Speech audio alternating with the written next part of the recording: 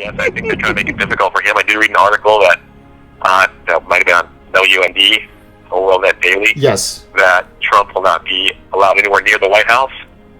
So I know there are certain factions out there, these arrogant beings that think they can keep him out.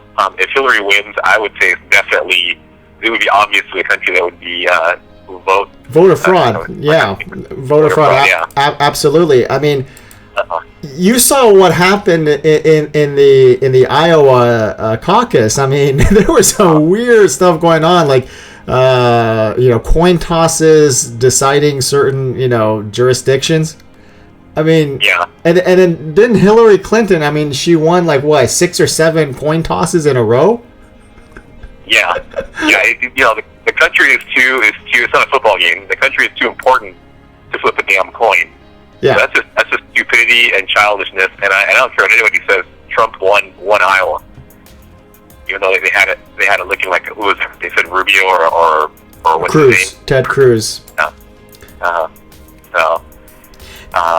Since then they haven't been able to stop Trump because he's smarter than people realize, but he's able to burrow in and prevent those same things from happening. This is why he's been winning in other places. Just like Trump said, Iowa has a poor tendency of picking losers. I mean, we had like Mike Huckabee, winning, Iowa, back in, I think, 2008 or something like that. So, Iowa just, it's a very strange voting process that occurs in that state. But what's interesting and what is validating for the Trump campaign and for Trump's supporters, the true conservatives that care about this country and the direction that this country is going, it was validation when Trump won New Hampshire, and then he won today, South Carolina, Nevada, by a very, very convincing margin. And I believe he'll win Nevada.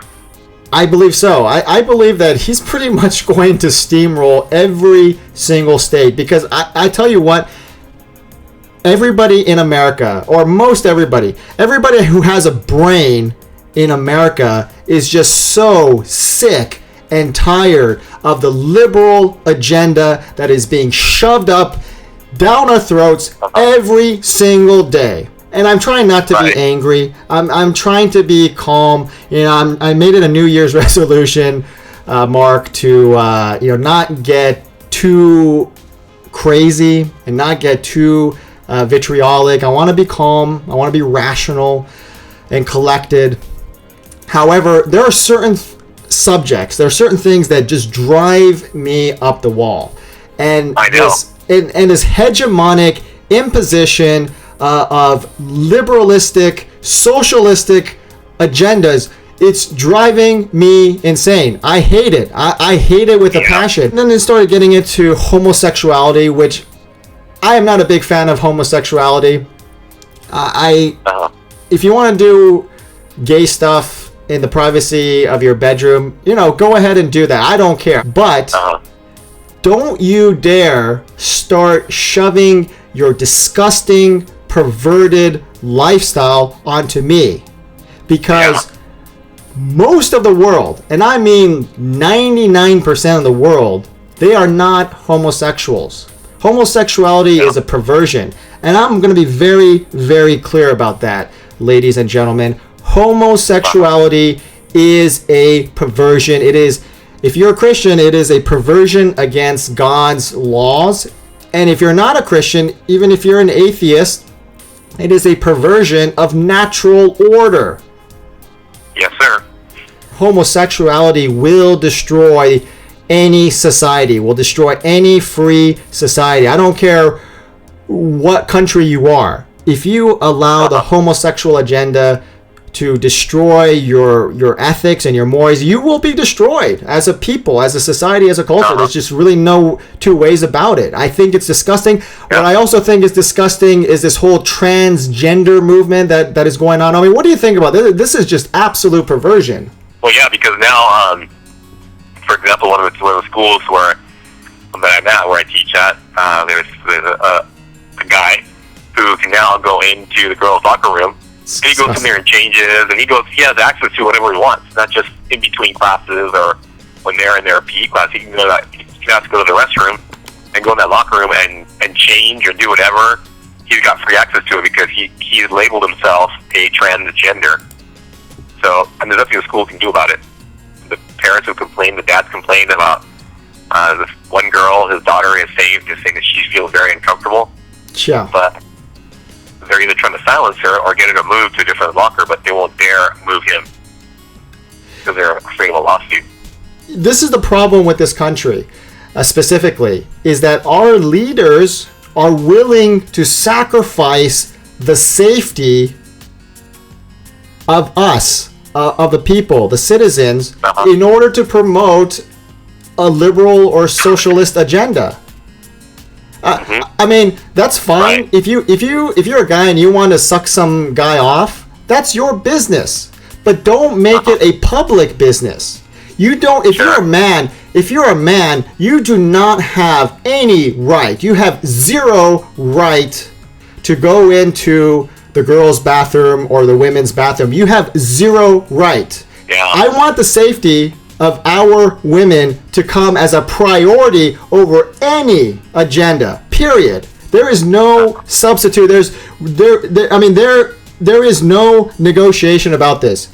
The safety of the American people, and especially the safety of our women, is an absolute priority. Our women and our children come first. They come first.